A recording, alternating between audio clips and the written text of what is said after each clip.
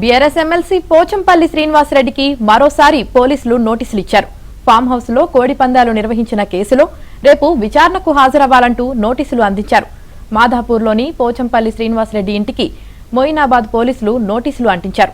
గత నెల 13న కూడా ఇదే కేసులో పోలీసులు నోటీసులు ఇచ్చారు.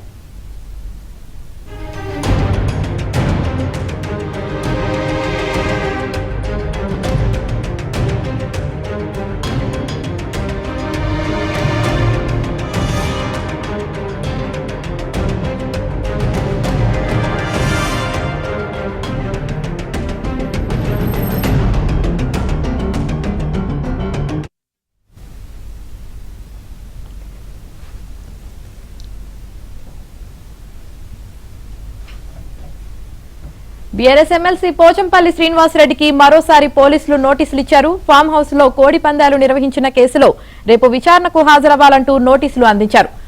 మాదాపూర్లోని పోచంపల్లి శ్రీనివాసరెడ్డి ఇంటికి మొయినాబాద్ పోలీసులు నోటీసులు అంటించారు. గత నెల 13న కూడా ఇదే కేసులో పోలీసులు నోటీసులు ఇచ్చారు.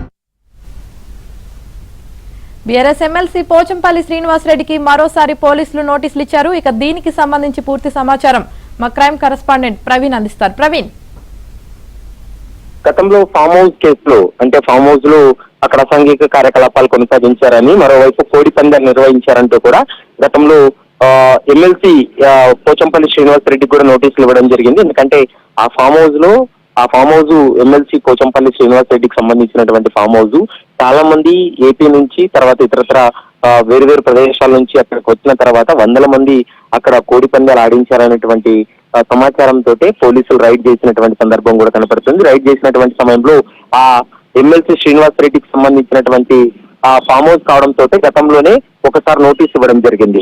ఆ నోటీస్ కు ఎమ్మెల్సీ శ్రీనివాసరెడ్డి కూడా రిప్లై ఇవ్వడం జరిగింది. కానీ ఆ రిప్లై తోటి సంతృప్తి చెందకపోవడంతో ఈ రోజు మరోసారి మాదాపూర్ లోని పోచంపల్లి శ్రీనివాసరెడ్డి ఇంటికి నోటీస్ అంటించడం జరిగింది. ఎవరు ఇంట్లో అందుబాటులో లేకపోవడంతో నోటీస్ అందించారు. వ్యక్తిగతంగా విచారణకు హాజరు కావాలంటూ కూడా ఆ నోటీస్ లో కూడా స్పష్టంగా పేర్కోవడం జరిగింది. మరి పోచంపల్లి శ్రీనివాసరెడ్డి ఈ నోటీస్ కు స్పందిస్తారా, ఈ నోటీస్ కు సంబంధించి విచారణకు హాజరు అవుతారా లేదా అనేది మాత్రం చూడాలి. ప్రస్తుతం మొయినాబాద్ పోలీసులు అయితే ఈ కేసులో దాదాపు 40 మందికి పైగానే అదుపులోకి తీసుకుని విచారించిన తర్వాత ఇందులో కీలక సూత్రధారులు ఎవరైతే ఉన్నారో వారందరినీ కూడా రిమాండ్ కి తరలించినటువంటి పరిస్థితి ఉంది. మరి ఈ కేసుకు తనకు ఎలాంటి సంబంధం లేదనేటువంటి అంశాన్ని గతంలోనే పోచంపల్లి శ్రీనివాసరెడ్డి రిప్లై ఇచ్చినప్పటికీ కూడా వ్యక్తిగతంగా విచారణకు హాజరు కావాలంటే కూడా ఈ రోజు మరోసారి మొయినాబాద్ పోలీసులు అయితే మాత్రం నోటీసులు జారీ చేసినటువంటి పరిస్థితి అయితే కనపడుతుంది. ఆమెని రైట్, థ్యాంక్ యూ ప్రవీణ్.